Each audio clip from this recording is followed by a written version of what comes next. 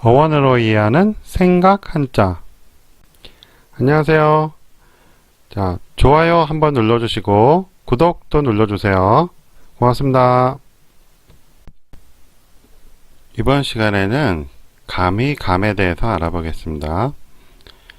뜻은 감히감, 구태여 감이라고 하고요. 부수는 등글월문이네요. 등글월문, 칠복. 이거 지난번에도 한번 했었죠. 이게 손이 변한 것으로 했었습니다. 감히 구태여 함부로 감히하다 뭐 이런 뜻이고요. 양손으로 잡은 것을 나타내는 표, 손톱조와 고 일을 하다로 이루어짐, 나아가서 잡다 하는 뜻, 전하여 감히의 뜻이 되었다고 합니다. 무슨 말인지 그냥 쉽게 와닿지가 않네요.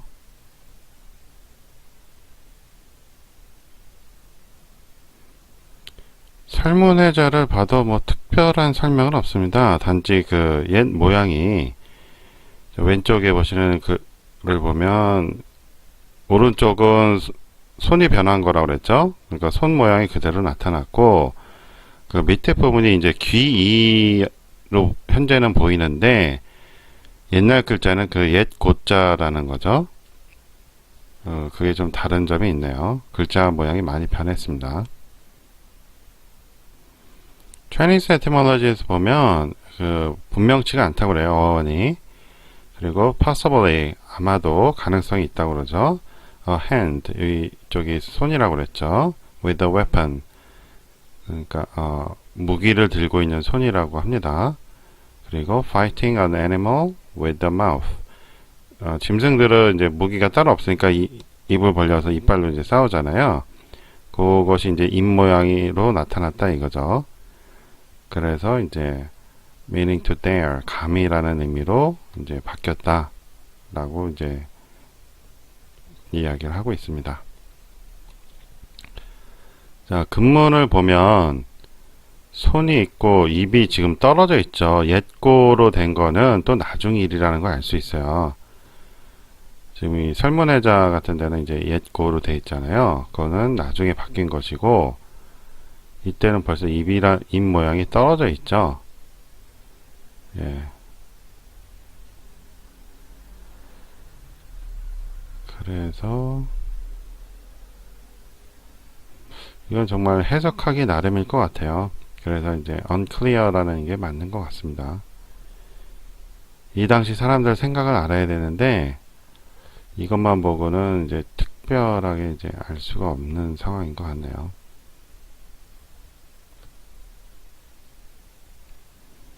모양이 아주 다양하게 있는데요. 기본적으로 입 모양이 있고 손 모양이 있고 그게 손하고 이게 떨어진 경우도 있고 붙은 경우도 있고 그런데 이게 또 손 모양이 두 번 겹치는 경우도 있고 그래요. 또 손이 아닌 것처럼 이렇게 된 경우도 있고 그래서 참 어렵다라고 할 수가 있네요. 분석하기가. 이게 동물의 입일 수도 있지만 사람의 입일 수도 있을 것 같습니다. 그렇다면 사람이 무기를 들고 있는데 한쪽은 이제 아무것도 없이 입만 이제 가지고 이제 상대를 하는 거죠. 그러니까 나는 이렇게 힘이 센데 무기도 있고 그런데 상대방 입만 가지고 하니까 감히 이런 식으로 되지 않았나 하는 생각이 듭니다. 이게 뭐 짐승일 수도 있는데 뭐 짐승 입은 뭐 짐승 입도 되겠지만 주로 사람 입에 쓰였으니까 사람으로 한다면 뭐 그렇게 해석할 수 있을 것 같습니다. 등굴월문이 부수로 쓰인 글자 전에도 한번 봤던 것 같은데요. 많이 있죠. 오늘 배운 감히 감도 있고 고칠게, 공경할 공, 그 다음에 연고고, 그 다음 가르칠 교, 구원할 구 우리가 평상시에 많이 쓰는 단어들입니다. 수라는 것도 이것도 손이었었죠. 지난번 배운 거 하면 배틀에서 실짤 때 천짤 때 이제 여자들이 손으로 이제 일한다고 그랬었죠. 예. 이번에는 뭐 전혀 상관없는 것 같은데 손톱조가 여기서 설명이 됐으니까 한번 보겠습니다. 자, 손톱조하고 부수는 같고요. 손톱 갈퀴라고 되어 있습니다. 손바닥을 아래로 하여 물건을 집어 올리는 형상을 본뜬 글자라고 하네요. 설문해제해 봐도 뭐 특별한 설명은 없습니다. 그냥 모양이 현대 것과 뭐 크게 차이가 없네요. Chinese etymology에서 봐도 hand grabbing 하면서 손으로 이제 쥐는 모양에서 손톱이 됐다 뭐 이런 식으로 얘기를 하고 있어요. 그래서 근문에서는 이렇게 나오는데 이게 아까 본 거와 많이 비슷하죠. 그래서 이거는 이제 손톱식으로 이제 그려놨네요. 그렇죠? 손에 있고 손톱을 표현하려고 이렇게 한 것 같습니다. 다시 가미감의 근문을 보면 이 끝에가 휘어져 있으면 손톱으로 볼 수가 있는데 그런 모습이 안 보이죠. 그래서 이거는 손톱으로 보기는 어려울 것 같습니다. 그래서 손에 뭔가 들고 있는 무기 같은 걸 들고 있는 모양 또는 다른 손. 요 5개는 또 손이었죠. 요 3개도 손이었고 이게 원래는 5손가락이 5손가락이었죠. 그러니까 손이 지금 2개가 있는 거예요. 그리고 입이 있는 거죠.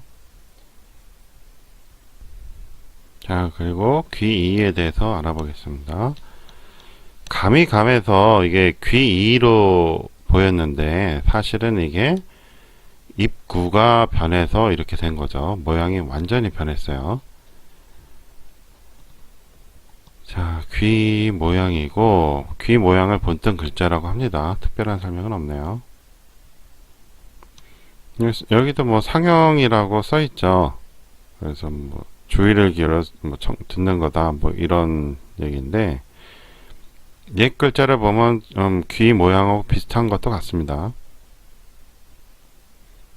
Chinese etymology에서 보면 그 근문하고 갑골문에서는 이게 좀 귀 모양을 그리려고 한 것 같아요. 좀 아무래도 그림이다 보니까 그냥 뭐랄까 정확하게 나오진 않지만 이런 거를 귀라고 본다는 건 좀 어렵긴 한데 위키피디아에 나와 있는 귀 사진입니다. 지금 이거를 이제 그렇게 그렸다는 얘기거든요. 그러니까 뭐 이거를 단순화시키기가 쉽지가 않죠. 그렇죠? 그래서 갑골문에 있는 게 그나마 좀 표현하려고 노력한 것 같고 근문의 거는 조금 많이 모양이 변했다고 볼 수 있습니다. 그리고 이런 다양한 형태를 거쳐서 현재 요런 형태를 거쳐서 현재 모양이 된 것이죠. 자, 이렇게 해서 오늘은 주제 한자인 가미감을 알아보았고 감을 이루고 있다는 손톱조와 귀이에 대해서 알아봤습니다. 원래 귀이는 입구였는데 그게 현대 한자에서 귀이 형태로 바뀌었다고 했습니다. 그래서 오른쪽에 있는 것은 손 모양이고 입하고 손하고 뭐 다른 손이나 아니면 뭐 무기 같은 거 그것의 결합이라고 했죠. 그래서 이게 어떻게 가미감이 됐는지는 정확히는 알 수 없다 했습니다. 다만 생각하건대 손에 이제 뭔가 들고 있는 사람이 있는데 거기에 이제 입으로만 대항하는 그래서 가미라는 뜻이 생겼지 않았을까라고 추측한다고 그랬죠. 자, 오늘 수업 여기까지 하고요. 다음 시간에는 다른 한자로 찾아뵙겠습니다. 좋아요 한번 눌러주시고 구독 안 하신 분들 구독 눌러주세요. 고맙습니다. 안녕히 계세요.